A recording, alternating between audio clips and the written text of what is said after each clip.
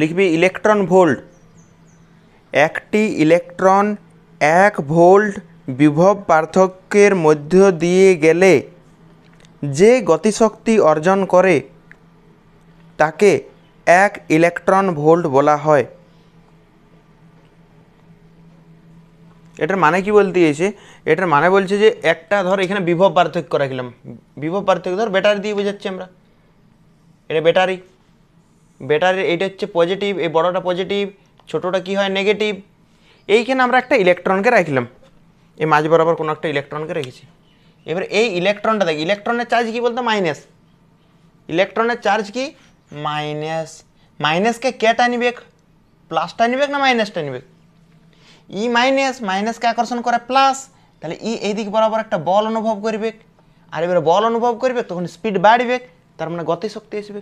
তাহলে ওইটাই লেখা আছে। ধরলাম আমরা এই যে ব্যাটারিটা আছে না, এই ব্যাটারির বিভবটা ধরলাম, এই যে ব্যাটারি, এই ব্যাটারির বিভব পার্থক্য, ব্যাটারির বিভব পার্থক্য হচ্ছে 1 ভোল্ট। আমরা ধরলাম এই ব্যাটারিটার বিভব পার্থক্য হচ্ছে 1 ভোল্ট। এইখানে একটা ইলেকট্রনকে রেখেছি আমরা। এবার ইলেকট্রনটা গতিশক্তি অর্জন করবে, কেন অর্জন করবে? ইলেকট্রনের আধান কি মাইনাস, ব্যাটারির এইটা কি ওটা প্লাস, প্লাস মাইনাসকে টানবে, টানবে মানে একটা বল অনুভব করবে, আর বল আছে মানে ত্বরণ থাকবে, বল থাকলেই ত্বরণ থাকবে, তাহলে এদিকে বরাবর একটা ত্বরণ থাকবে মানে স্পিড বাড়বে, স্পিড বাড়বে কেন মাইনাস এটা প্লাস, টানবে, টানবে তো দৌড়ে যাবে, তার মানে একটা গতিশক্তি আসবে। তো এইটাকে ইলেকট্রন ভোল্ট বলা হয়, ইলেকট্রন ভোল্ট। 1 ইভি লিখতে পারি আমরা, 1 ইভি মানে 1 ইলেকট্রন ইন্টু 1 ভোল্ট। আবার দেখ 1 ইলেকট্রনের মান হয় 1.6 ইন্টু 10⁻⁻⁻⁰ কুলম। এটা হয়তো অনেক জায়গাতে পড়েছিস।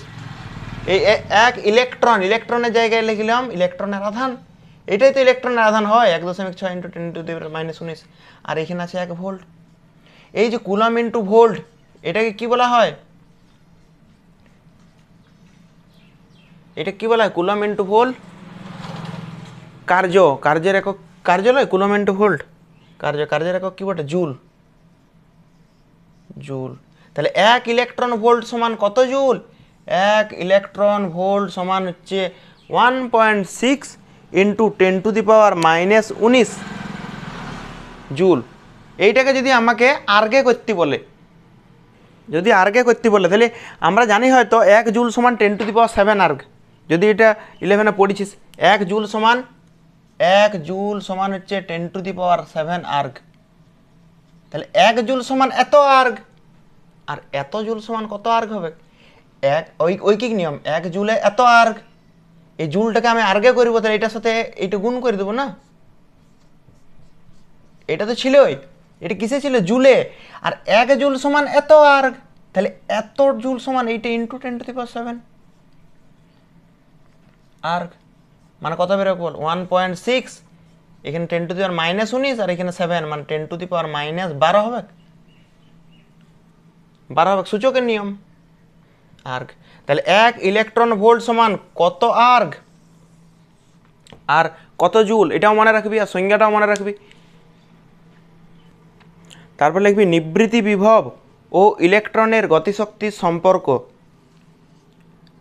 নিয়ে লিখবি ধাতব পৃষ্ঠ থেকে নির্গত ইলেকট্রনের সর্বোচ্চ বেগ ভি, নিয়ে তার নিচে ছোট করে এম লিখবি, এবং ভর, ভর হচ্ছে ছোট হাতের এম, হলে ইলেকট্রনের সর্বোচ্চ গতিশক্তি, ইলেকট্রনের সর্বোচ্চ গতিশক্তি কী হবে? সর্বোচ্চ গতিশক্তি, গতিশক্তিকে আমরা কেই দিয়ে লিখেছিলাম নাকি, কাইনেটিক এনার্জি।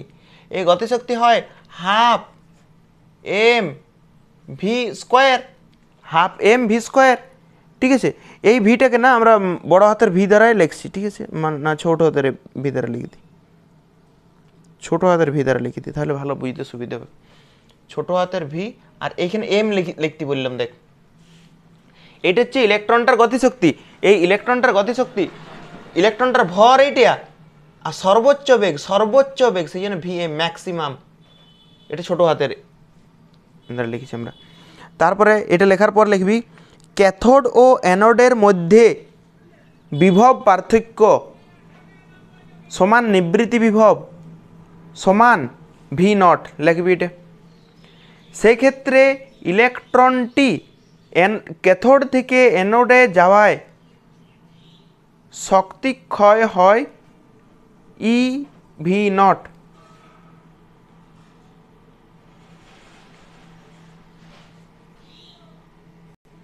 তো এটা লিখবি যে সেক্ষেত্রে সেক্ষেত্রে ইলেকট্রনটি ক্যাথোড থেকে অ্যানোডে যাওয়ার শক্তি ক্ষয় ই ভি নট নিয়ে লিখবি, কমা দিয়ে লিখবি অ্যানোড প্লেটকে নিবৃত্তি ভি নট নিবৃত্তি বিভবে রাখলে, অ্যানোড প্লেটকে ভি নট নিবৃত্তি বিভবে রাখলে সর্বোচ্চ গতিশক্তি সম্পন্ন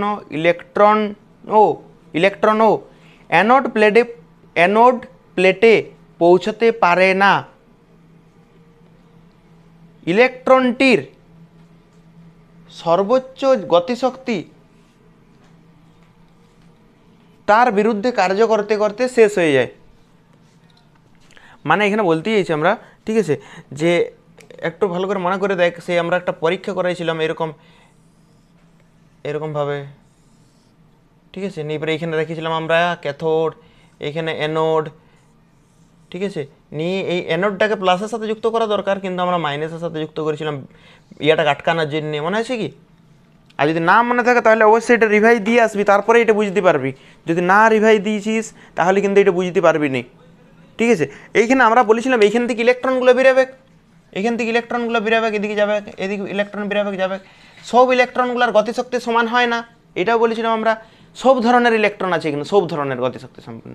এমন লাগে যে সবার বেগটা বেশি এই সমান, এমন লাগে যে এই ইলেকট্রনের বেগ সমান বা গতিশক্তি সমান, এরকম কোনো সিওরিটি নাই। সব ধরনের বেগ থাকতে পারে।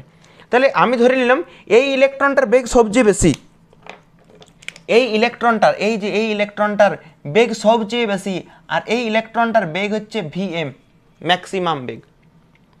আমরা ধরে নিলাম যে অনেকগুলো ইলেকট্রন বেরোচ্ছে, কিন্তু এই ইলেকট্রনটা সর্বোচ্চ বেগ মানে সর্বোচ্চ গতিশক্তি, বেগ বেশি মানে গতিশক্তি বেশি, ঠিক আছে।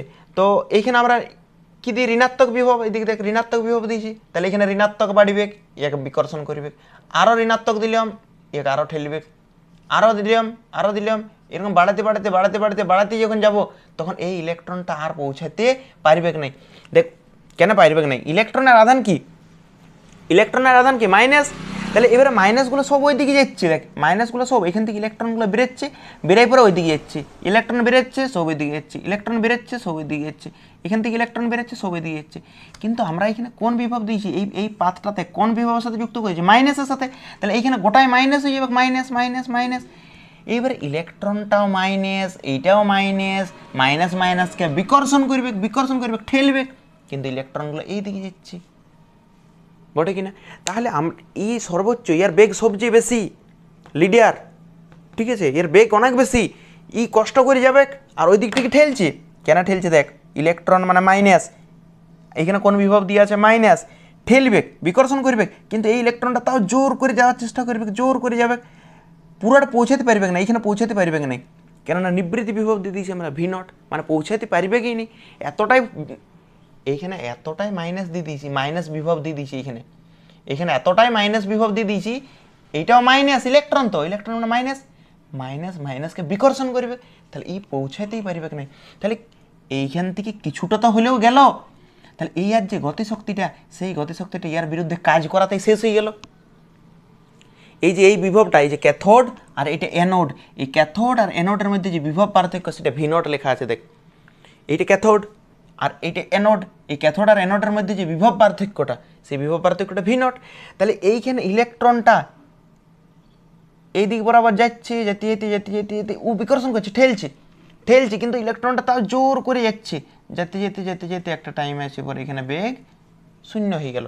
তার মানে এই যে ইলেকট্রনের গতিশক্তিটা, সেই গতিশক্তিটা এর বিরুদ্ধে কাজ করাতে শেষ হয়ে গেল।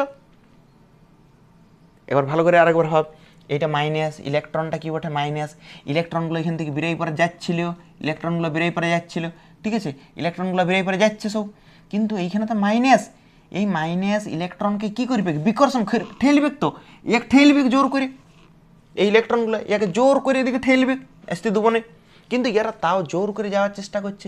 তাহলে এমনিতে হারিয়ে যাবে কি, এরা হারিবে তো, এরা অবশ্যই হারিয়ে তো যাবে। নিবৃত্তি বিভব দিয়েছি আমরা, নিবৃত্তি বিভব বা স্টপিং পটেনশিয়াল, স্টপ করে দিবে, এটা তো আমরা জানি, পড়ে এসেছি।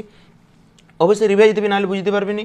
স্টপিং পটেনশিয়াল বা নিবৃত্তি বিভব মানে স্টপ করে দিবে। তাহলে ইয়ার তো হারিয়ে তো যাবে কি, ইয়ার তাও তো চেষ্টা করছে এখানে যাওয়ার চেষ্টা করছে, মানে ইয়াদের যে গতিশক্তিটা ছিল সেই গতিশক্তিটা ইয়ার বিরুদ্ধে এই যে ঠেলছি তার বিরুদ্ধে কাজ করতে করতে শক্তিটা সব শেষ হয়ে যায়। তার মানে ইয়ার যে গতিশক্তিটা সেই পুরা গতিশক্তিটাই ই ইন্টু ভি নটে কনভার্ট হয়ে যায়। পুরা যে শক্তিটা, এই যে পুরো গতিশক্তিটা, এই পুরা গতিশক্তিটা ই ভি নটে পরিণত হয়ে যায়। ঠিক আছে, দেখ এই জায়গার থেকে আমরা এটা মুছে দিচ্ছি। এখান থেকে আমরা ভিএম বার করব, ভিএম সর্বোচ্চ গতিশক্তি। এটা কিন্তু বড় হাতের ভি নট, এটা নিবৃত্তি বিভব, এইটা হচ্ছে নিবৃত্তি বিভব বড় হাতের ভি নট, আর এটা কিন্তু বেগ ছোট হাতের ভি দিয়ে লিখেছি, দেখ ভিএম স্কোয়ার। এইখান থেকে যদি এটা তো লেখছি না আর, কেন এটাই গতিশক্তির মানটা। তাহলে এখানে যদি আমি দুইটা এদিক গুণ করে দিই, তাহলে এম ইন্টু ভিএম স্কোয়ার, আর দুইটা এদিক গুণ, তাহলে 2 ই ভি নট। এমটা ওইদিকে যাবে, এমটা পরের লাইনে করবি তোরা, আমি এই লাইনে করে দিচ্ছি, পরের লাইনে করবি। এমটা এইদিকে এলো, বল এখানে স্কোয়ার আছে, এখানে স্কোয়ার, আমি শুধু ভিএম লিখতে চাইছি। তাহলে স্কোয়ারটা যদি ওইদিকে উঠে যায় তাহলে এদিকে রুট হয়েছে 2 E V not by M. দেখ এটা বুঝতে পারছিস কিনা, 2 E V not by M. এই যে ভি নট এটা নিবৃত্তি বিভব, আর এই যে ভি এটা হচ্ছে ইলেকট্রনের সর্বোচ্চ গতিশক্তি। ফোটনের ভরবেগ সম্ভবত করানো হয়ে গেছে, ঠিক আছে, অনেকদিন পর করছি বলে আমার ঠিকঠাক মনে নেই, তো দেখবি যদি না করানো থাকে তাহলে আমরা করাবো। পরেরটা করতেও পারিস নাও করতে পারিস, এটা যেটা বলছি আমরা, লিখবি গতিশক্তি আপতিত আলোর কম্পাঙ্ক ও তরঙ্গ দৈর্ঘ্যের উপর কীভাবে নির্ভর করে। লিখে নিবি, তাহলে সে হায়ার অর্ডার থিঙ্কিং স্কিলের যে ইয়েগুলো আছে, প্রশ্নগুলো আছে, সেগুলো সব বুঝতে পারবি। আমার মনে হয় করে নেওয়াই ভালো। তো লিখবি গতিশক্তি আপতিত আলোর কম্পাঙ্ক ও তরঙ্গ দৈর্ঘ্যের উপর কীভাবে নির্ভর করে। এবারে দেখ, আমরা এইরকম একটা পড়েছিলাম যে আমরা যে শক্তিটা দিই, বাহ্যিক যে শক্তিটা দিই ই, এইটা দু জায়গায় খরচ হয়। একটা হয় ধাতুটাকে বের করতে, আর বাকিটা হয় গতিশক্তিতে। এটা কি আমরা পড়েছিলাম বিজ্ঞানী আইনস্টাইনের সূত্রতে, আলোকতড়িৎ সমীকরণে, এটা পড়েছিলাম আমরা। এবারে দেখ ইয়ের জায়গায় আমরা লিখতে পারি, ইয়ের জায়গায় এইচ নিউ, ইয়ের জায়গায় লিখতে পারি এইচ নিউ বা এইচ এফও লিখতে পারিস, সমান ডাব্লিউ প্লাস কে ই। এবার দেখ একটা যে কোনো ধাতুর ক্ষেত্রে লিখবি, যে কোনো নির্দিষ্ট ধাতুর ক্ষেত্রে কার্য অপেক্ষক নির্দিষ্ট, মানে ধর আমরা সোডিয়াম ধাতু লিখছি, তাহলে সোডিয়াম ধাতুর ইলেকট্রনগুলোকে বের করতে কার্য অপেক্ষক কি, কেন সোডিয়ামের, ধর এই পুরো ব্লকটা হচ্ছে সোডিয়ামের, পুরো ব্লকটা হচ্ছে সোডিয়ামের। এইখানের একটা ইলেকট্রনকে বার করতে যা শক্তি লাগবে, এইখানের একটা ইলেকট্রনকে বার করতেও তাই শক্তি লাগবে, এইখানের একটা ইলেকট্রনকে বার করতে তাই শক্তি লাগবে, এইখানের একটা ইলেকট্রন বার করতে সেম শক্তি লাগবে, ঠিক আছে। তাহলে সেম শক্তি লাগবে, মানে একটা যদি ধাতু হয়, এটা যদি সোডিয়াম ধাতু, তাহলে এই ইলেকট্রনটার ক্ষেত্রে যদি 2 জুল লাগে, এটাই 2 জুল, এটা তো 2 জুল, এটা তো 2 জুল সোডিয়ামের ক্ষেত্রে, ধরে নিচ্ছি। ম্যাগনেসিয়ামের ক্ষেত্রে যদি 3 জুল লাগে, তাহলে ম্যাগনেসিয়াম, তাহলে এইখানের ইলেকট্রনটার জন্য 3 জুল, এইটার জন্য 3, এটার জন্য, এটার জন্য, এটার জন্য, এটার জন্য, মানে ধাতুগুলোর ক্ষেত্রে নির্দিষ্ট, এই ধাতুটার জন্য 2ই লাগবে, এই ধাতুটার জন্য 3ই লাগবে, এরকম নির্দিষ্ট আছে। তাহলে নির্দিষ্ট কোনো ধাতুর ক্ষেত্রে কার্য অপেক্ষক নির্দিষ্ট, তাই তো। তাহলে এই যে নিউটা, এটা তো নির্দিষ্ট বলে দিচ্ছি আমরা, এটা বলে দিচ্ছি একটা ধাতুর ক্ষেত্রে এইটা নির্দিষ্ট। এইচটা কি ওটা প্ল্যাঙ্ক ধ্রুবক, এটাও ধ্রুবক, তাহলে নিউটা কাইনেটিক এনার্জির সাথে সমানুপাতিক হয় কি, দেখ একটু ভালো করে। এইটা কেন নির্দিষ্ট বলে দিলাম, কেন একটা নির্দিষ্ট ধাতুর ক্ষেত্রে কার্য অপেক্ষক, ডাব্লিউটা তো কার্য অপেক্ষক নির্দিষ্ট, এইচটা কি ওটা প্ল্যাঙ্ক ধ্রুবক, তাহলে নিউটা কার সাথে সমানুপাতিক, কাইনেটিক এনার্জির সাথে। আবার দেখ এটা তো ঠিক আছে, তাহলে কম্পাঙ্ক যত বাড়বে গতিশক্তি তত বাড়বে, মনে রাখবি, কম্পাঙ্ক যত বাড়বে গতিশক্তি তত বাড়বে, মানে এরকম সমানুপাতিক সম্পর্ক হবে। এটা তো করাইছি গ্রাফটা। আবার দেখ পরের লাইনে আমরা নিউজ জায়গায় লিখতে পারি, এই নিউজ জায়গায় লিখতে পারি সি বাই ল্যামডা, মনে আছে নিউ জায়গায় কেন সি বাই ল্যামডা লিখছি আমরা? কেননা এরকম দেখ পড়াইছিলাম আমরা, বেগ সমান কম্পাঙ্ক কম্পাঙ্ক কম্পাঙ্ক ইন্টু তরঙ্গ দৈর্ঘ্য। দেখ এরকম কিছু পড়াইছিলাম আমরা। বেগটাকে, আলোর বেগটাকে আমরা সি দ্বারা লিখি, আলোর বেগটাকে সি দ্বারা লিখি, কম্পাঙ্ককে নিউ আর তরঙ্গ দৈর্ঘ্যকে ল্যামডা। তাহলে এইখান থেকে নিউ সমান কি বেরোবে বল? ল্যামডাটা গুণ অবস্থায় আছে, যদি এই দিকে আসে তাহলে ভাগ হয়ে যাবে। দেখ না এটা হবে কিনা। নিউ সমান সি বাই ল্যামডা, তাহলে নিউ জায়গায় লিখলাম সি বাই ল্যামডা। তাহলে এটা আমরা মুছে দিচ্ছি, এটা আমরা আগে করাইছি। সি বাই ল্যামডা সমান, সমান লয় সমানুপাতি, সমানুপাতি কে। দেখ না এরকম লিখতে পারি কিনা। এইচটা প্ল্যাঙ্ক ধ্রুবক, তাহলে এটা তো ধ্রুবক বটেই, প্ল্যাঙ্ক ধ্রুবক। ঠিক আছে, যদি তোর নাম মনে হচ্ছে এরকম লিখবো না, আমরা পুরোটা লিখবো, তাহলে লেখ। এইচের জায়গায় এইচ লিখলাম, নিউজ জায়গায় দেখ না, নিউজ জায়গায় লিখলাম সি বাই ল্যামডা, সমান ছিল সমান লিখলাম, ডাব্লিউর জায়গায় ডাব্লিউ লিখলাম, কাইনেটিক এনার্জির জায়গায় কাইনেটিক এনার্জি লিখলাম, এই যে সেম রাখলাম, শুধু নিউজ জায়গায় সি বাই ল্যামডা। এইবার দেখ না এইটার থেকে কি কি ধ্রুবক দেখ। এইচটা ধ্রুবক, কি ধ্রুবক? এটা প্ল্যাঙ্ক ধ্রুবক। সি, সি মানে হচ্ছে শূন্য মাধ্যমে আলোর বেগ, সি মানে হচ্ছে শূন্য মাধ্যমে আলোর বেগ, এটাও তো ধ্রুবক। শূন্য মাধ্যমে আলোর বেগ তো সব জায়গায় সমান। আর নির্দিষ্ট ধাতুর ক্ষেত্রে কার্য অপেক্ষকটাও নির্দিষ্ট। তাহলে দেখ ল্যামডা আছে নিচে, কাইনেটিক এনার্জি আছে উপরে, এইটা নিচে এইটা উপরে, কি সম্পর্ক? ব্যস্ত সম্পর্ক। এইদিকে আছে 1 বাই ল্যামডা ভেরিজার, এইদিকে কে ই, কে ই মানে কি বটে? কাইনেটিক এনার্জি মানে গতিশক্তি। তাহলে গতিশক্তি তরঙ্গ দৈর্ঘ্যের সাথে কেমন সম্পর্ক? ব্যস্ত সম্পর্ক, কিন্তু মনে রাখবি কম্পাঙ্কের সাথে সমানুপাতি আর ল্যামডার সাথে ব্যস্তানুপাতি। দেখ এটাকে আমরা আরেকভাবে ব্যাখ্যা দিতে পারি, তোর যদি মনে হচ্ছে লিখে নেবো লিখে নিতে পারিস অবশ্যই। আমি বলবো তো পুরাটাই এখন টাইম আছে, পুরাটা লিখে পরে ভালোভাবে করাটাই দরকার। দেখ আরেকভাবে আমরা বলতে পারি, দেখ একটু আগে আমরা করালাম যে যে গতিশক্তিটা আছে, যে গতিশক্তিটা আছে সেই পুরা গতিশক্তিটা কেই ম্যাক্স, এই পুরা গতিশক্তিটা কিসে পরিণত হয়? ইভি নটে। একটু আগেই বলেছি আমরা। দেখ মনে করি পুরা যে গতিশক্তিটা, ওই যে ম্যাক্সিমাম গতিশক্তি, সেই ইলেকট্রনটা লিডার ছিল, সবার আগে আগে যাচ্ছিল, এই পুরা গতিশক্তিটা ইভি নটে নষ্ট হয়ে যায়। ঠিক আছে, তাহলে দেখ না আমরা এখান থেকে বলতে পারি ই তো ধ্রুবক। কেন ইটা ধ্রুবক কেন বলছি? ইলেকট্রন তো, ইলেকট্রনের মান তো ধ্রুবকই, 1.6 × 10⁻⁻⁹। তাহলে দেখ না এখান থেকেও আমরা তো বলতে পারি কেই ম্যাক্স মানে গতিশক্তি ম্যাক্সিমামটা ভি নটের সাথে সমানুপাতি। কেন লিখলাম বুঝতে পেরেছিস তো? ইটা ধ্রুবক। ঠিক আছে, এখান থেকেও আমরা বলতে পারি, এটা স্টার দিয়ে লিখতে পারিস। আর যদি লেখা আছে আগে তাহলে লিখিস না, আমি যেটা বলছি যে দেখ আমরা বলতে পারি যদি ফোটন সংখ্যা বাড়ে বা ফোটনের নিউ বাড়ে মানে কম্পাঙ্ক বাড়ে, যদি আলোর কম্পাঙ্ক বাড়ে, দেখ না আমরা এটা পড়েছি অনেকবার, ই সমান এইচ নিউ। যদি ফোটনের কম্পাঙ্ক বাড়ে, কম্পাঙ্ক এই যে নিউ, এই নিউ বাড়ে তাহলে এনার্জি বাড়বে কিনা? ই আর নিউর সাথে কি সম্পর্ক? সমানুপাতি সম্পর্ক। কেন এটা লিখতে পারলাম? দেখ এইচটা হচ্ছে ধ্রুবক, প্ল্যাঙ্ক ধ্রুবক, তাহলে ই আর নিউ দুটোই উপরে আছে, সমানুপাতি সম্পর্ক।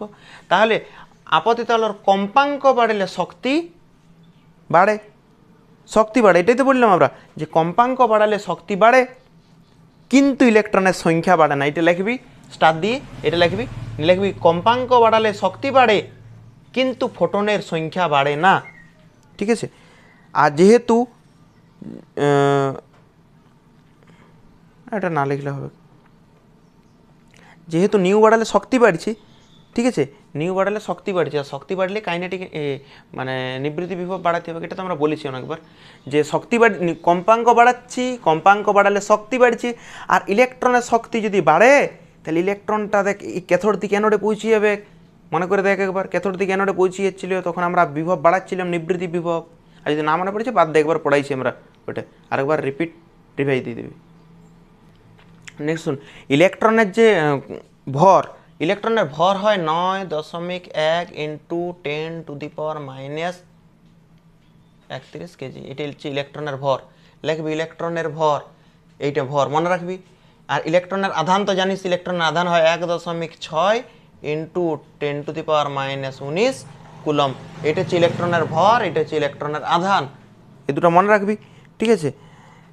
আর কোয়ান্টাইজড রাশি কাকে বলে দেখবি, ছায়া বইটাতে আছে কোয়ান্টাইজড রাশি। কোয়ান্টাইজড রাশি মানে কি? কোয়ান্টাইজড রাশি হচ্ছে মানে প্রাথমিক পরিমাপের সঙ্গে পূর্ণ সংখ্যার গুণ করে যে রাশি পাওয়া যায়। মানে এটার মানে এটা কি, মানে ধর তোকে 100 টাকা দিতে বলবো আমি, ঠিক আছে, 100 টাকা দিতে বললাম, তাহলে 100 টাকা এখন তো 1 টাকায় চলে দেখবি সর্বনিম্ন, 50 পয়সা তো চলে না। তাহলে 100 টাকা ধর দিতে বললাম আমি তোকে, যে 100 টাকা আমাকে দে, ঠিক আছে। তুই কি করবি, যেটা প্রাথমিক পরিমাপ, প্রাথমিক পরিমাপ এখানে কত টাকার ক্ষেত্রে প্রাথমিক পরিমাপ এখন 1 টাকা। তাহলে তুই সর্বনিম্ন কত টাকা দিতে পারবি বল, মানে কত টাকা, মানে প্রাথমিক পরিমাপের কত গুণ দিতে পারবি? 100 গুণ। কি বললাম ভালো করে দেখ, আমি তোকে বললাম যে 100 টাকা দে, 100 টাকা, তুই কি করবি, সর্বনিম্ন টাকার গুণ দেবো, সর্বনিম্ন টাকার গুণ, মানে প্রাথমিক পরিমাণ, যেটা প্রাথমিক পরিমাণে। এখন টাকার সবচেয়ে প্রাথমিক মানে সবচেয়ে ক্ষুদ্র অংশ কী বটে, সবচেয়ে ক্ষুদ্র অংশ 1 টাকা, 50 পয়সা এখন চলে না, তাহলে এইটা প্রাথমিক পরিমাণ 1 টাকা। তাহলে এই 1 টাকার কত গুণ, 100 গুণ। এই যে প্রাথমিক পরিমাপ, এই প্রাথমিক পরিমাপের সাথে আমরা কি সংখ্যার গুণ করছি, পূর্ণ সংখ্যা। পূর্ণ সংখ্যা মানে কি, মানে হয় 1 হবে, 2 হবে, 3 হবে, dot dot dot dot dot করে সংখ্যা হবে, যে কোনো সংখ্যা হইতে পারে, কিন্তু 1.1 হবে না, 2.4 এরকম দশমিক হবে না, দশমিক একটা হবে না, পূর্ণ সংখ্যা হইতে হবে, ঠিক আছে। তাহলে এই যে প্রাথমিক পরিমাপ, এই প্রাথমিক পরিমাপের সাথে কি কি গুণ হইতে হবে, এটা পূর্ণ সংখ্যার গুণ হইতে হবে, পূর্ণ সংখ্যার গুণ হইতে হবে, ঠিক আছে। তাহলে আমরা লিখতে পারি প্রাথমিক পরিমাপ, এই প্রাথমিক পরিমাপের সঙ্গে কি গুণ করছে আমরা, পূর্ণ সংখ্যা। 100 আমি 100 টাকা বলেছি বলে এখানে 100 লিখেছি। তাহলে প্রাথমিক পরিমাপের সাথে কি গুণ করতে হবে, পূর্ণ সংখ্যা। এই পূর্ণ সংখ্যা গুণ করে যে রাশিটা পাবো সেই রাশিটাকে বলবো আমরা কোয়ান্টাইজড রাশি, এই রাশিটাকে বলবো আমরা কোয়ান্টাইজড রাশি। তাহলে প্রাথমিক পরিমাপ, এটা হচ্ছে প্রাথমিক পরিমাপ, সবচেয়ে ক্ষুদ্র পরিমাপ, তার সাথে কি গুণ করতে হবে, পূর্ণ সংখ্যা গুণ করতে হবে, কিন্তু ভগ্নাংশ গুণ করলে হবে না, পূর্ণ সংখ্যা গুণ করলে যে রাশিটা পাবো সেই রাশিটাকে বলবো আমরা কোয়ান্টাইজড রাশি, ঠিক আছে, কোয়ান্টাইজড রাশি। আর এই যে প্রাথমিক পরিমাপ মানে 1 টাকাটা, এই 1 টাকাটাকে বলবো কোয়ান্টাম, এই যে প্রাথমিক পরিমাপ এইটাকে বলবো কোয়ান্টাম। কোয়ান্টাম দুটো পড়ালাম আমরা, একটা হচ্ছে কোয়ান্টাইজড রাশি আর একটা হচ্ছে কোয়ান্টাম। এই যে দেখ ভালো করে শুন, প্রাথমিক পরিমাপ, এই প্রাথমিক পরিমাপের সাথে পূর্ণ সংখ্যা গুণ করতে হবে, প্রাথমিক পরিমাপের সাথে পূর্ণ সংখ্যা গুণ করতে হবে, তাহলে যে রাশিটা পাবো সেই রাশিটাকে বলবো কোয়ান্টাইজড রাশি। আর এই যে প্রাথমিক পরিমাপটা এইটাকে বলবো আমরা কোয়ান্টাম, ঠিক আছে। এইখানে আধানের যে কোয়ান্টাম সেটা হচ্ছে ইলেকট্রন, যে কোনো আধানের কোয়ান্টাম মানে সবচেয়ে আধানের যেটা ক্ষুদ্র অংশ সেটা হচ্ছে ইলেকট্রন, মনে রাখবে এটাও, আধানের সবচেয়ে যে ক্ষুদ্র অংশ সেটা হচ্ছে ইলেকট্রন, ঠিক আছে। আলো যে ছোট ছোট শক্তির প্যাকেট নিয়ে গঠিত হয়, সেই শক্তি প্যাকেটগুলোকে ফোটন বলে, এটা মনে হয় লেখানো হয়ে গেছে। আলো তো ছোট ছোট শক্তির প্যাকেট নিয়ে গঠিত, ধর এরকম আলো পড়ছে, আলো এক জায়গাতে পড়ছে মানে ছোট ছোট এরকম শক্তির প্যাকেট, এরকম ছোট ছোট শক্তির প্যাকেট নিয়ে পড়ছে নিরবিচ্ছিন্ন, এরকম শক্তির প্যাকেট নিয়ে পড়ছে, আর এই শক্তির প্যাকেটগুলোকে বলা হয় ফোটন।